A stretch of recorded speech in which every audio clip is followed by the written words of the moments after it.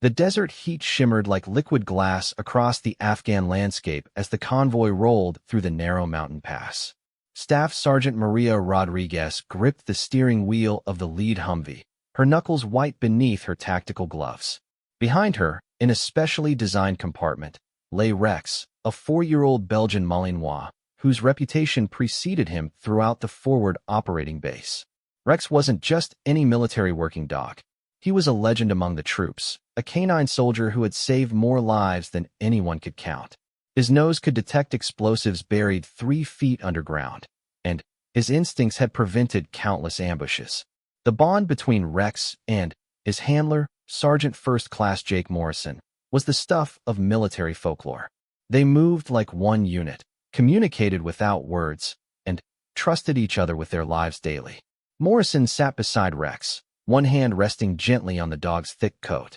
At 28, Morrison had already completed 3 tours in Afghanistan, but this deployment felt different. The enemy had grown more sophisticated, their improvised explosive devices more deadly. Every patrol carried the weight of uncertainty, every step forward a calculated risk. The radio crackled to life as Captain Williams' voice filled the vehicle. Overwatch reports movement in the tree line, 2 clicks ahead. Stay sharp, everyone. Morrison's hand instinctively moved to Rex's harness. The dog's ears perked up, his dark eyes alert and focused. Rex could sense tension better than any piece of electronic equipment the military had developed. When Rex was nervous, everyone else should be terrified. The convoy slowed as they approached a narrow bridge that spanned a deep ravine. Intelligence reports had marked this area as a potential threat zone, but it was the only route to their destination. Morrison watched as Rex's nose twitched, processing the countless scents carried on the desert wind. Suddenly, Rex's entire body went rigid. His ears stood straight up, and a low growl rumbled from deep in his chest. Morrison had learned to read these signals like a sacred text. Rex had detected something. "Stop the convoy," Morrison commanded into his radio. "Rex has something." The vehicles ground to a halt, dust clouds settling around them as the engines idled. Morrison quickly attached Rex's working harness and opened the vehicle door. The moment Rex's paws touched the ground, he was in full working mode, his powerful nose scanning the air with mechanical precision. Rex moved forward with purpose, his tail rigid and focused. He approached the bridge cautiously, then sat down abruptly 20 feet from the structure. This was his trained signal for explosives. Morrison felt his heart rate spike as he radioed the discovery to his commanding officer. Within minutes, the explosive ordnance disposal team arrived. Their bomb-detecting equipment confirmed what Rex had already told them. A sophisticated improvised explosive device had been planted beneath the bridge, powerful enough to destroy the entire convoy. As the EOD team worked to safely disarm the device, Morrison crouched beside Rex and scratched behind his ears. "Good boy," he whispered. "You saved us again." Rex's tail wagged slightly, but his eyes remained focused on the bridge. Even in moments of praise, he never fully relaxed while on duty. This dedication, this unwavering commitment to his mission, was what made him extraordinary. The disarmament process took 3 hours. The device was more complex than anything they had encountered before, requiring delicate work to prevent detonation. During this time, Morrison and Rex maintained their position, watching for any additional threats. It was during this waiting period that Private Danny Chun, a rookie SEAL who had joined the unit just 2 weeks earlier, approached Morrison. Chun was barely 21, fresh from training, and still adapting to the harsh realities of combat deployment. "Sergeant Morrison," Chun said quietly, "I've been watching Rex work. He's incredible."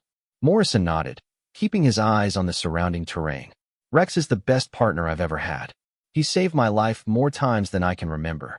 Chun knelt down carefully near Rex, maintaining a respectful distance. He had been taught proper protocol around working dogs during his training. "How long have you two been together?" 3 years, Morrison replied. "We went through advanced training together at Lackland Air Force Base. Rex was already showing exceptional promise, but we had to learn to work as a team." Morrison's mind drifted back to those early days of training. Rex had been aggressive and difficult to handle initially. The dog had been returned by 2 previous handlers who couldn't manage his intensity. But Morrison saw something in Rex's fierce independence that reminded him of himself. The training had been grueling. 12-hour days working on obedience, explosives detection, and tactical maneuvers. Rex was brilliant, but stubborn. He would perform perfectly for Morrison, but completely ignore commands from other trainers. This selective obedience concerned the instructors initially, but Morrison understood it was Rex's way of showing loyalty. Their first deployment together had been to Iraq in 2019. Rex adapted to the combat environment immediately, his natural instincts sharpened by the constant danger. He detected his first roadside bomb just 2 weeks into the deployment, and from that moment, their reputation began to grow. The thing about Rex, Morrison explained to Chun as they watched the EOD team work, is that he doesn't just detect explosives. He reads the entire environment. He can sense when something feels wrong, even when our equipment can't detect anything specific. Chun listened intently, absorbing every word. He had heard stories about the legendary military working dogs, but seeing Rex in action was different. There was an intelligence in the dog's eyes that seemed almost human. The radio crackled again with an update from the EOD team. They had successfully identified all components of the device and were beginning the final disarmament sequence. Morrison felt some of the tension leave his shoulders, but Rex remained alert and focused. As the sun began to set over the Afghan mountains, painting the sky in shades of orange and purple, the all-clear signal finally came through. The device had been safely neutralized, and the convoy could continue to their destination.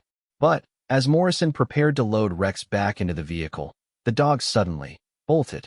Rex had caught scent of something new, something that demanded immediate investigation. He raced toward a cluster of rocks about 50 yards from the road, Morrison following close behind. Rex's behavior was different this time.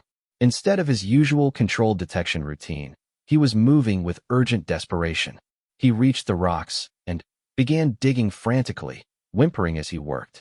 Morrison arrived to find Rex had uncovered what appeared to be a piece of military equipment. As he brushed away the sand and debris, Morrison's blood ran cold. It was a radio, and it was still transmitting. "We've got a problem," Morrison called into his radio. Rex found a surveillance device. "Someone's been watching us." The implications hit everyone immediately. The explosive device at the bridge hadn't been the main threat. It had been a distraction, a way to keep the convoy stationary while enemy forces gathered intelligence on their movements and capabilities. Captain Williams' voice came through the radio with new urgency. "We need to move now. Intelligence suggests we may be walking into an ambush." As the convoy prepared for rapid departure, Morrison noticed Rex exhibiting behavior he had never seen before. The dog was pacing anxiously, looking back and forth between Morrison and the surrounding hills. Rex's instincts were telling him something was very wrong. The vehicle started moving again, but this time at high speed. Morrison kept Rex close, trying to calm the increasingly agitated animal. Rex had always been steady under pressure, but something about this situation was affecting him differently. They were still 2 miles from their destination when the first explosion shook the ground. It wasn't close enough to damage the convoy, but it was a clear message. They were surrounded. Morrison felt Rex tense beside him as the radio exploded with urgent communications. Multiple enemy positions had been identified in the hills around them. The convoy was trapped in what military strategists called a kill zone. "Rex, stay calm," Morrison whispered, but he could feel his own heart racing. This was the kind of situation that separated experienced soldiers from everyone else. Rex pressed closer to Morrison, seeking the comfort of their partnership in the face of overwhelming danger. The convoy commander made the decision to push through rather than attempt a retreat. Their destination was a fortified outpost where they could find protection and call for air support. But first, they had to survive the next hour. As they raced through the narrow valley, Rex suddenly stood up in the vehicle compartment, his nose working frantically. Morrison realized with growing horror that Rex was detecting explosives again, but this time they were everywhere. The enemy had turned the entire valley into a minefield, using the convoy's own tactics against them. Rex's extraordinary abilities were the only thing standing between the 30 soldiers in the convoy and certain death. Morrison grabbed his radio and reported Rex's detections to the convoy commander. The vehicle slowed to a crawl as Rex guided them through the deadly maze of hidden explosives. Each movement forward required absolute trust in the dog's abilities. For 45 minutes, Rex worked with an intensity Morrison had never witnessed. The dog's concentration was total, his movements precise and deliberate. He was saving lives with every step, but the strain was beginning to show. When they finally reached the outpost, Rex collapsed from exhaustion. The adrenaline that had carried him through the detection work suddenly left his system, and the physical toll became apparent. But they were alive, all 30 soldiers, because of Rex's extraordinary service. As Morrison helped Rex from the vehicle, he whispered the words that had become their private ritual after successful missions. "Good boy, Rex. We made it home." Rex's tail managed a weak wag, but Morrison could see something was wrong. The dog's eyes held a weariness that went beyond physical exhaustion. The intensity of the mission had pushed Rex to his limits, and Morrison worried about what price his partner might pay for their survival. The explosion came without warning at 0347 hours, turning the quiet Afghan night into a hellscape of fire and twisted metal. Morrison felt himself flying through the air, his body rotating helplessly as debris rained down around him. The last thing he remembered clearly was Rex's terrified yelp echoing through the chaos before darkness claimed him completely. When Morrison regained consciousness 6 days later in the military hospital at Bagram Air Base, his first word was Rex. The nurses tried to calm him, explaining that he had suffered severe head trauma, 3 broken ribs, and a shattered left leg. But Morrison's only concern was for his 4-legged partner who had shared every danger with him for 3 years. Lieutenant Colonel Sarah Hayes, the base commander, sat beside Morrison's hospital bed with grim news. Rex had survived the blast, but barely. The explosion had thrown the 90-pound Belgian Malinois nearly 30 feet into a concrete barrier. The impact had fractured his skull, damaged his left ear, and left him with what the veterinarians described as severe trauma-induced behavioral changes. "Where is he now?" Morrison asked, struggling to sit up despite the pain shooting through his ribs. "He's in the veterinary facility," Colonel Hayes replied carefully. "Jake, I need you to understand that Rex isn't the same dog you remember. The head injury has affected his behavior significantly. He won't let anyone approach him, won't eat, and shows signs of severe anxiety whenever anyone tries to provide medical care." Morrison's heart sank as the colonel continued. Rex had been unresponsive to all treatment attempts for the past week. The veterinary team, led by Captain Amanda Foster, had tried everything from sedation to specialized animal therapy techniques. Nothing worked. Rex would retreat to the far corner of his kennel, trembling and refusing any human contact. The injury to his skull required surgery, Colonel Hayes explained. But Rex won't allow follow-up treatment. His wound is at risk of infection, and we can't properly assess the extent of his neurological damage without his cooperation. Morrison closed his eyes, trying to process this information. Rex had been the most confident, fearless dog he had ever known. The idea that his partner was now cowering in a corner, afraid and in pain, was almost unbearable. "I need to see him," Morrison said firmly. "Jake, you're not cleared for movement yet. Your own injuries. With respect, ma'am, Rex is my responsibility. He's my partner." Colonel Hayes studied Morrison's determined expression. She had seen the bond between military working dogs and their handlers before, but the relationship between Morrison and Rex was legendary throughout the base. Their success rate on explosive detection missions was unmatched. The veterinarians believe Rex may be suffering from what we might call canine PTSD, she continued. The trauma from the blast, combined with his physical injuries, has created a psychological barrier that we haven't been able to overcome. Morrison remembered Rex's behavior in the vehicle after their last mission together. The dog had seemed unusually anxious, as if his instincts were warning him about something terrible approaching. Perhaps Rex had sensed the danger that would ultimately injure them both. 3 days later, against medical advice, but with official permission, Morrison made his way to the veterinary facility using a wheelchair. Captain Foster met him at the entrance, her expression a mixture of hope and concern. "Sergeant Morrison, I want you to be prepared for what you're going to see," she said gently. "Rex's behavior is unlike anything we've encountered before. He's been completely non-responsive to all our attempts at treatment. Captain Foster led Morrison through the sterile corridors of the veterinary facility. The sound of dogs barking echoed from various treatment rooms, but as they approached Rex's area, an eerie silence filled the air. Rex's kennel was larger than the standard units, designed specifically for working dogs recovering from injuries. But when Morrison first saw his partner, he barely recognized the animal cowering in the far corner. Rex had lost at least 15 pounds. His once proud posture was gone, replaced by a hunched, defensive position that broke Morrison's heart.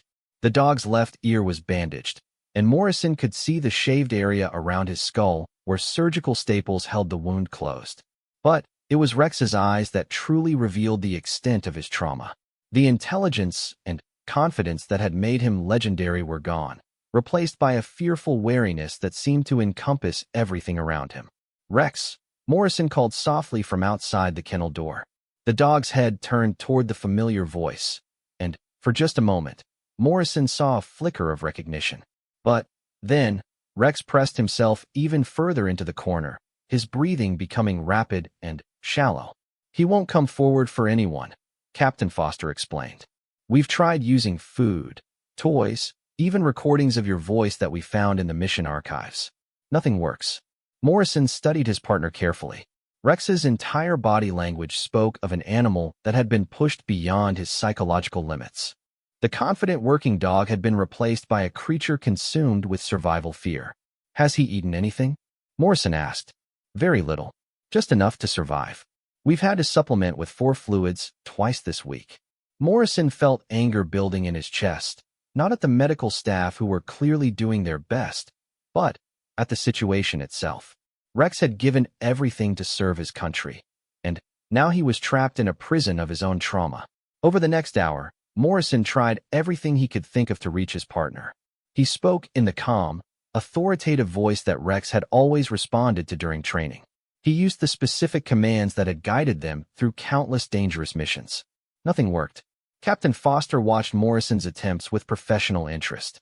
She had been a military veterinarian for 8 years and had seen many cases of trauma in working dogs, but Rex's complete withdrawal was extreme even by her standards. "There's something else you should know," she said quietly. "The neurological damage from his head injury may be permanent. Even if we can get him to accept treatment, there's no guarantee he'll ever be able to work again." Morrison absorbed this devastating news in silence. Rex's entire identity was built around his work as a detection dog. His sense of purpose, his confidence, his bond with Morrison, everything was connected to their mission together. That evening, Morrison returned to his quarters with a heavy heart. Private Danny Chun, the young SEAL who had shown interest in Rex before the incident, stopped by to check on Morrison's recovery. "How's Rex doing, Sergeant?" Chun asked with genuine concern. Morrison explained the situation, watching as Chin's expression grew increasingly troubled. The young soldier had been deeply affected by witnessing Rex's legendary abilities during that final mission. "What will happen to him if he can't recover?" Chin asked. Morrison didn't want to voice the answer, but they both knew. Military working dogs who couldn't perform their duties and showed aggressive or unpredictable behavior were often euthanized for safety reasons. The military couldn't risk having an unstable animal around personnel. "There has to be something we can do," Chun said with the passionate certainty of youth. "Rex saved all our lives. We can't give up on him." Morrison appreciated Chin's optimism, but the reality was harsh. The veterinary team had exhausted their options. Rex's trauma response was so severe that traditional rehabilitation techniques weren't effective. That night, Morrison couldn't sleep. He kept thinking about Rex alone in that kennel, trapped in his own psychological prison. Morrison had been in combat long enough to recognize the signs of post-traumatic stress in his fellow soldiers. Rex was experiencing something similar, but without the cognitive ability to understand and process what had happened to him. The next morning, Morrison returned to the veterinary facility with a new determination. He convinced Captain Foster to let him spend extended time near Rex's kennel, not trying to interact directly, but simply being present. For 3 hours, Morrison sat outside Rex's kennel in his wheelchair, talking quietly about their shared experiences. He recounted their training days at Lackland Air Force Base, their first successful explosive detection, the missions where Rex's abilities had saved countless lives. Rex remained in his corner, but Morrison noticed that the dog's ears would occasionally twitch when certain stories were mentioned. There was still something of the old Rex buried beneath the trauma. "Remember our first mission in Kandahar?" Morrison said softly. "You found that device buried under the market stall. The local commander said you saved at least 50 civilians that day."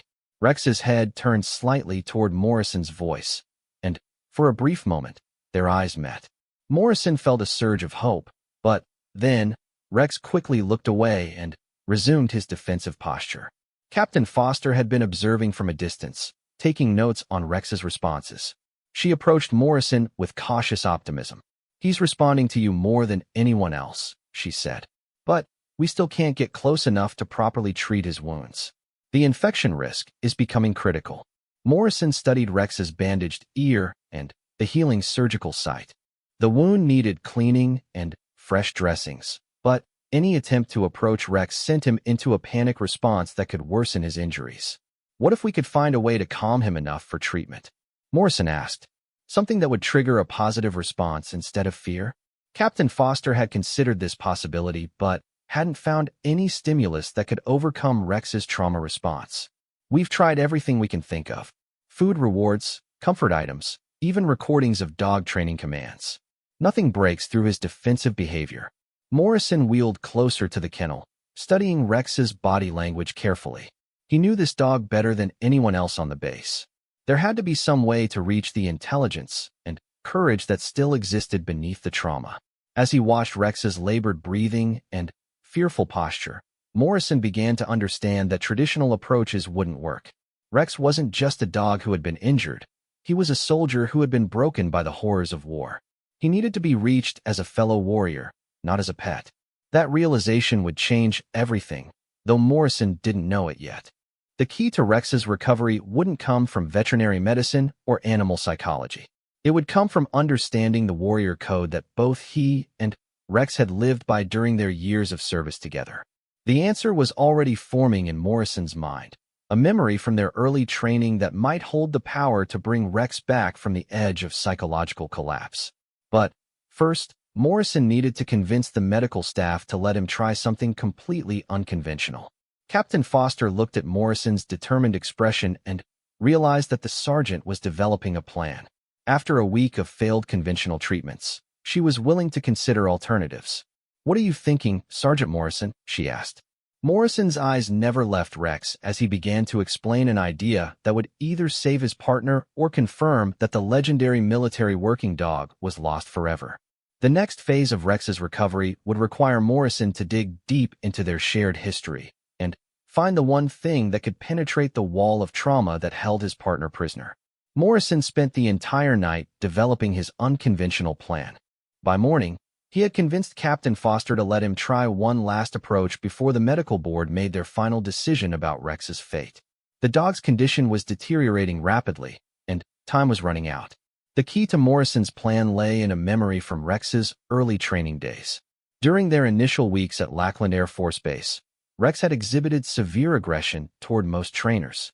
The dog had been through multiple handlers and was considered nearly untrainable until Morrison discovered something remarkable about Rex's psychology. Rex responded to military discipline and structure in ways that surprised even the most experienced trainers.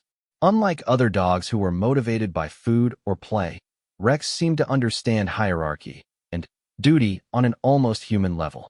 Morrison had developed specific verbal codes and signals that spoke to Rex's warrior instincts rather than his animal nature. The most powerful of these was a phrase Morrison had created during their most intense training exercises. When Rex was overwhelmed or confused, Morrison would use a specific combination of words that instantly refocused the dog's attention and calmed his anxiety. The phrase was "Alpha Team Ready for Mission." These words had become Rex's psychological anchor during their 3 years of combat operations. No matter how chaotic the situation became, hearing this phrase would trigger Rex's training and restore his confidence. Morrison believed this same trigger might be powerful enough to penetrate Rex's current trauma. Captain Foster was skeptical but desperate enough to approve Morrison's unconventional approach. The veterinary team had exhausted all standard protocols, Rex's physical condition was becoming critical. The infection in his surgical wound was worsening, and his refusal to eat or drink normally was weakening him dangerously. "You'll have one chance," Captain Foster warned Morrison. "If this doesn't work, we'll have to consider more drastic measures." Morrison understood the implication. Drastic measures meant sedating Rex forcibly for treatment, which could further traumatize the already fragile animal, or making the decision that no one wanted to make. Morrison positioned himself outside Rex's kennel at exactly 0800 hours, the time they had always begun their daily training routine. This attention to military precision was deliberate. Morrison believed Rex's subconscious mind would recognize the familiar pattern even through his trauma. For the first hour, Morrison simply maintained his presence, speaking in the calm, authoritative tone that had guided them through countless missions. Rex remained in his corner, but Morrison noticed subtle changes in the dog's posture when certain familiar phrases were used. "Rex, we've got work to do," Morrison said, using the exact words that had started each of their mission briefings. "Intelligence indicates multiple threats in the operational area." Rex's ears twitched slightly, and his breathing pattern changed. Morrison felt a surge of hope, but maintained his disciplined approach. This had to be done exactly right, or it would fail completely. Private Danny Chun had been watching from a distance, fascinated by Morrison's methodical approach. The young SEAL had seen Rex work under pressure and understood that the dog operated on a level that transcended normal animal training.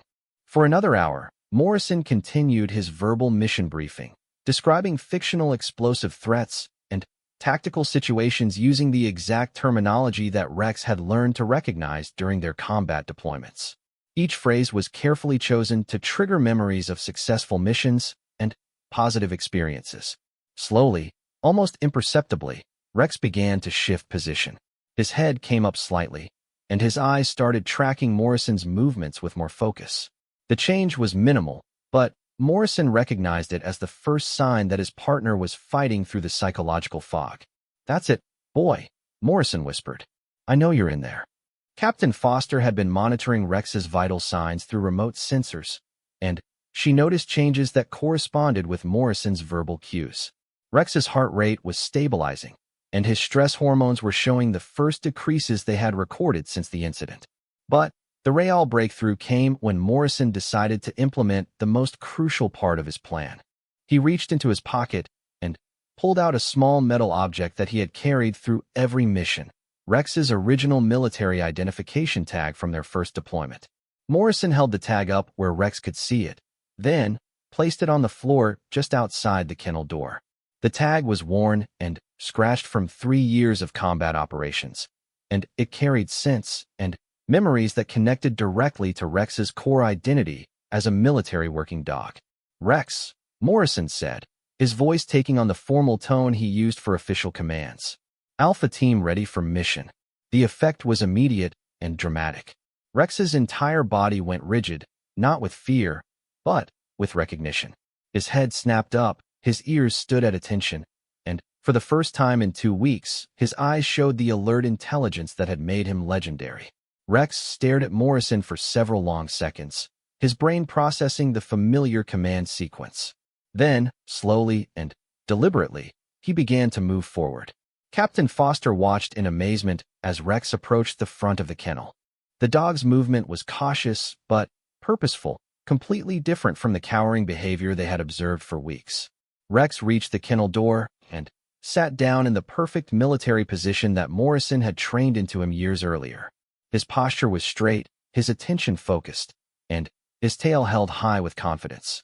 The transformation was so complete that it seemed like a different animal.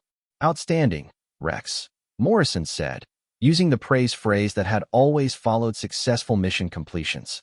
"Mission accomplished." Rex's tail began to wag, and for the first time since the explosion, he made a sound, not a whimper of fear, but a quiet whine of recognition and greeting that Morrison knew as well as his own voice. Morrison looked at Captain Foster with barely contained excitement. "He's back. The real Rex is still in there." But Morrison knew this was only the beginning. Rex had responded to the psychological trigger, but his physical injuries still needed immediate treatment. The trick would be maintaining this positive mental state while the veterinary team provided the medical care he desperately needed. "Captain Foster," Morrison said, "I think Rex will allow treatment now, but only if we maintain the military protocol that he understands." Captain Foster had never encountered anything like this in her veterinary career, but she was willing to adapt her approach if it meant saving Rex.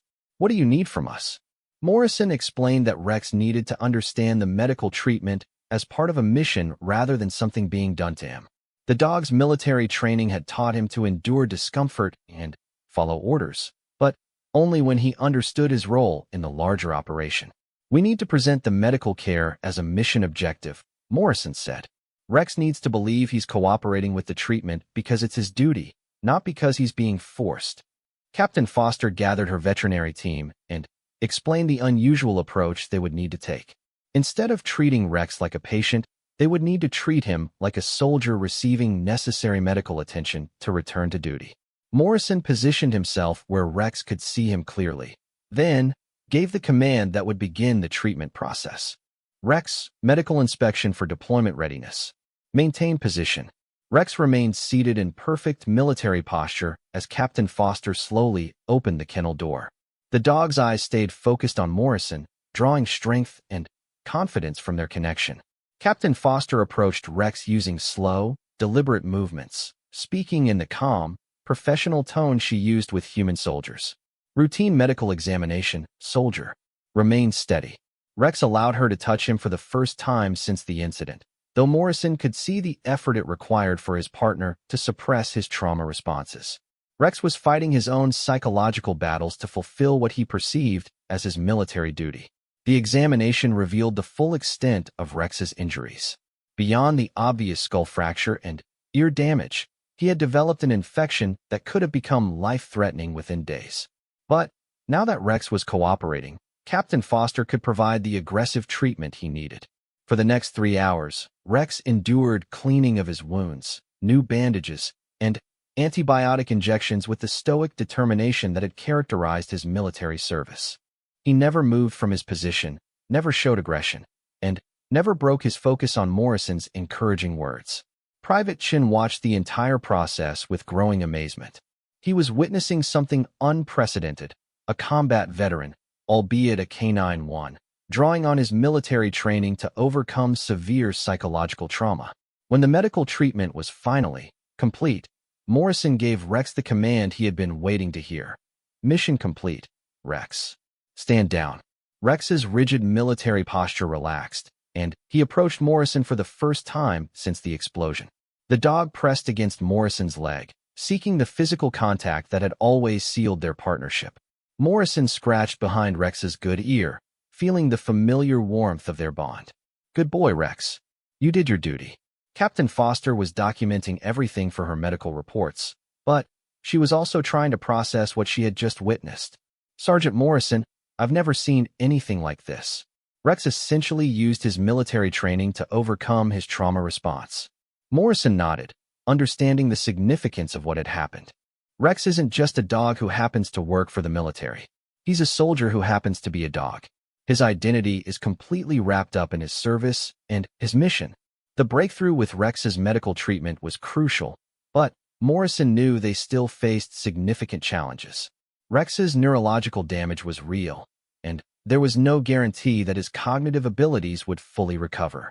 The question now was whether Rex could rebuild not just his physical health, but his confidence and skills as a working dog. Over the following days, Rex continued to respond positively to the military-structured treatment protocol. He ate when given mission rations, exercised during training periods, and accepted medical care as part of his deployment readiness requirements. But Morrison noticed that Rex still showed signs of anxiety when confronted with certain stimuli. Loud noises would cause him to freeze, and unexpected movements would trigger defensive responses. The psychological scars from the explosion were healing, but slowly. It was during one of these training sessions that Private Chin made an observation that would prove crucial to Rex's complete recovery. Chin had been studying Rex's responses carefully, and he noticed something that even Morrison had missed. "Sergeant Morrison," Chin said quietly, "I think Rex is ready for the next phase of his recovery. But I don't think you're the right person to guide him through it." Morrison looked at Chun with surprise and confusion. After everything they had been through together, Morrison couldn't imagine anyone else working with Rex. Chun continued his explanation with the careful respect of a junior soldier addressing a superior. Rex has made incredible progress with you, but I think part of his anxiety comes from being afraid of failing you again. He knows the explosion hurt you too, and he's carrying guilt about not being able to prevent it. Morrison had never considered this possibility, but as Chun explained his theory, it began to make sense. Rex had always been protective of Morrison, and the dog might indeed be struggling with feelings that he had failed in his primary mission, keeping his handlers safe. "What are you suggesting?" Morrison asked. Chun took a deep breath before answering. "I think Rex needs to prove to himself that he can still be a working dog with someone new. If he can successfully complete missions with a different handler, it might restore his complete confidence." Morrison felt a mixture of pride and pain at Chun's suggestion. He was proud that the young soldier had observed Rex so carefully and understood the dog's psychology so well. But the idea of letting someone else work with Rex, even temporarily, was emotionally difficult. However, Morrison also recognized the wisdom in Chun's analysis. Rex's recovery might require him to prove his abilities independently of their established relationship. "Do you think you could handle that responsibility?" Morrison asked Chun directly. Chun's answer would determine whether Rex's recovery continued on its current path or took a completely new direction. The young SEAL's response would also reveal whether he truly understood what it meant to partner with a legendary military working dog who was still fighting his way back from the edge of psychological collapse. Private Danny Chun stood silently for several moments, the weight of Morrison's question hanging between them. Taking responsibility for Rex's continued recovery meant more than just dog handling. It meant becoming partner to a legend who was still fighting his way back from psychological collapse. "Sergeant Morrison," Chun said finally, his voice steady despite his obvious nervousness, "I've been studying Rex since I arrived on base. I've read every mission report, watched every training video, and observed every interaction. I believe I can help him, but only if you trust me with your partner." Morrison studied the young SEAL carefully. Chun was barely 21, fresh from training, and had never worked with a military working dog before. But there was something in his eyes that reminded Morrison of himself when he first met Rex, a determination that transcended experience. "Rex isn't just any working dog," Morrison warned. Even before his injuries, he was selective about who he trusted. After what he's been through, that selectivity has become even more pronounced. Chun nodded seriously. "I understand that, Sergeant.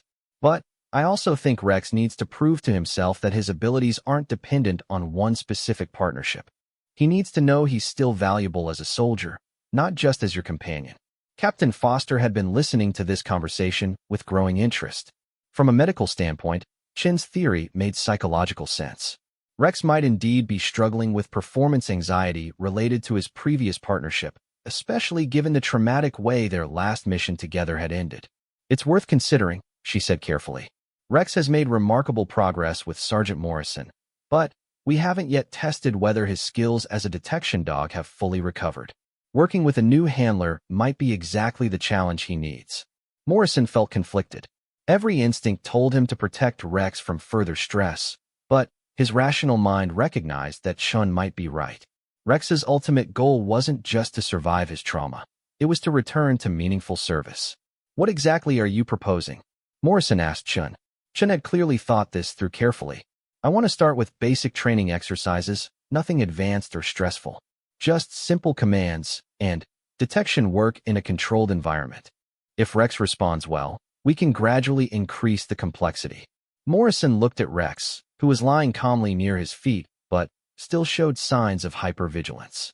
The dog's ears were constantly moving, tracking every sound in the veterinary facility. Rex was functional, but he wasn't yet the confident animal who had saved countless lives during their combat deployments. "There's something else to consider," Morrison said slowly. "Rex responds to specific verbal codes and commands that we developed over 3 years of working together. You'd need to learn our entire communication system." Chun's face lit up with excitement. "I've been hoping you'd say that. I've already started memorizing the command sequences from your training manuals. I know about the Alpha Team Ready for Mission trigger phrase, and I understand the tactical language Rex responds to.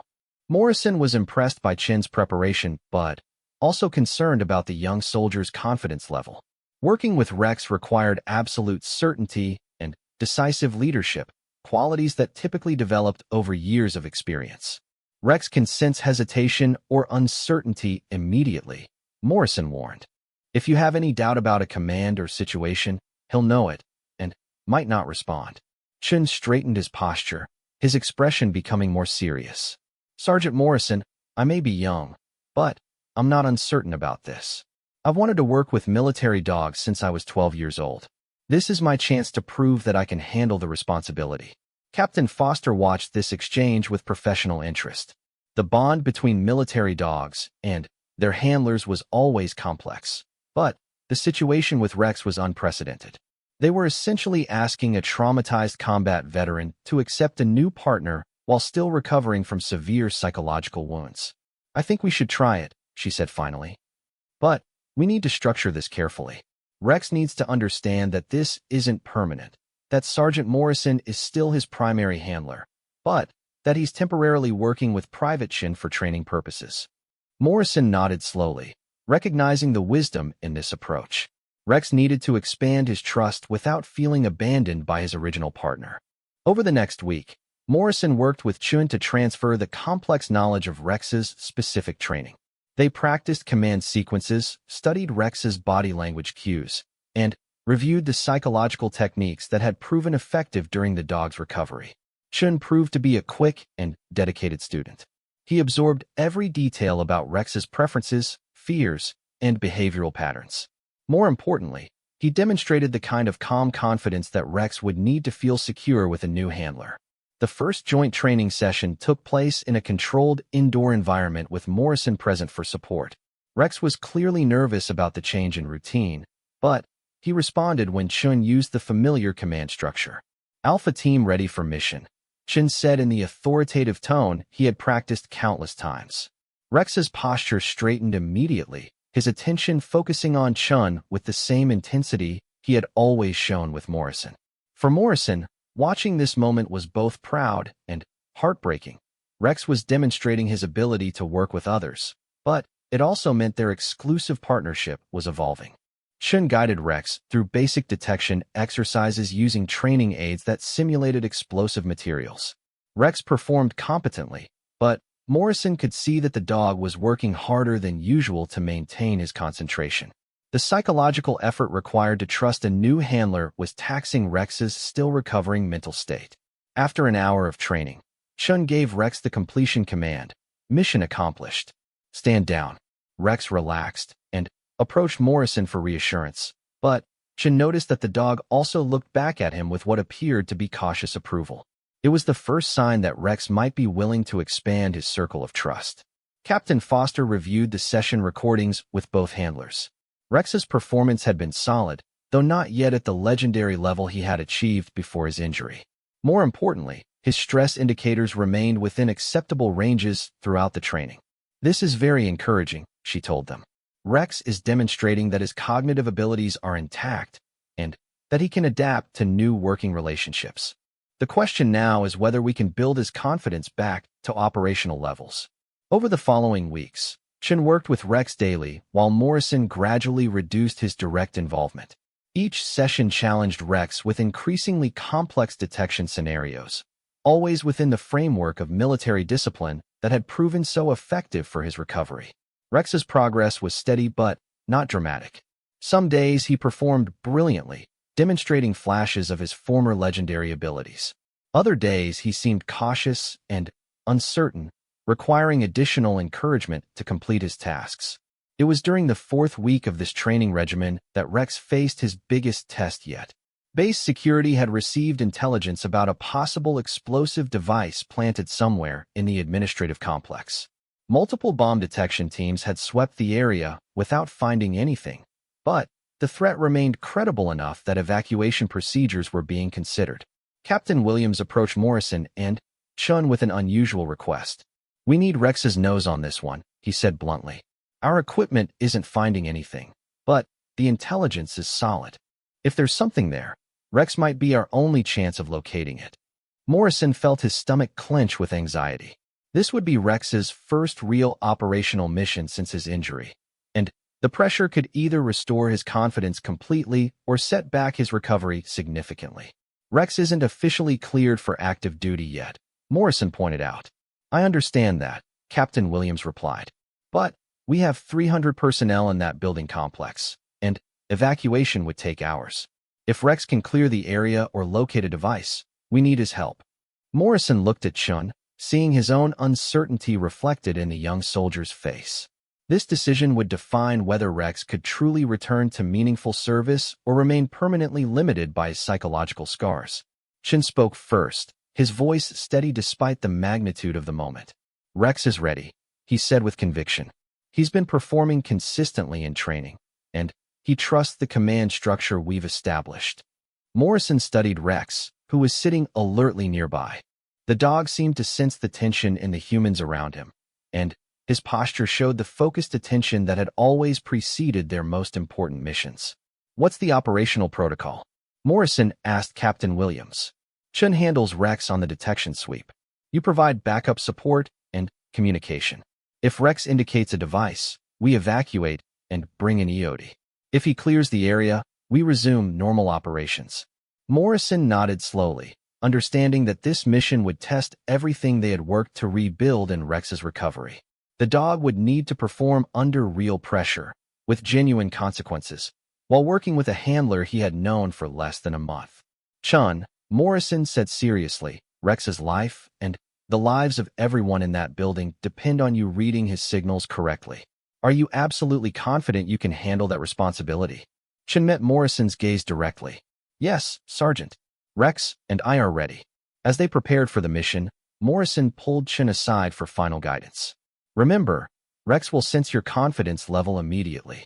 Trust his instincts, follow his lead, and use the command structure exactly as we practiced. Chun nodded, then approached Rex with the formal bearing that had become their standard protocol. Rex, Alpha Team ready for mission. Administrative sweep for explosive devices. Rex stood immediately, his entire demeanor shifting into the professional focus that had made him legendary. For the first time since his injury, Rex looked like the confident working dog who had saved countless lives during his combat career.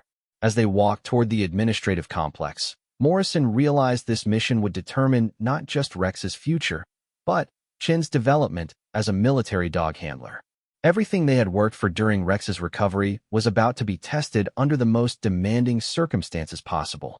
The success or failure of this mission would answer the question that had driven Rex's entire rehabilitation. Could a broken warrior find his way back to meaningful service? And could the bonds of trust and duty transcend even the deepest psychological wounds? Morrison watched Chun and Rex disappear into the building and whispered the words that had become his prayer over the past months. Bring him home safely. But this time, Morrison wasn't sure whether he was thinking about Rex or Chun, or both of them together as the new partnership that might define the future of military working dog operations on the base. The radio crackled to life with Chun's voice. Alpha Team beginning systematic sweep. Rex is indicating high confidence. No alerts at this time. Morrison closed his eyes and trusted in the training, the bond, and the unbreakable spirit of a dog who had refused to let trauma defeat his sense of duty. Rex was back in the fight, and this time he wouldn't be fighting alone.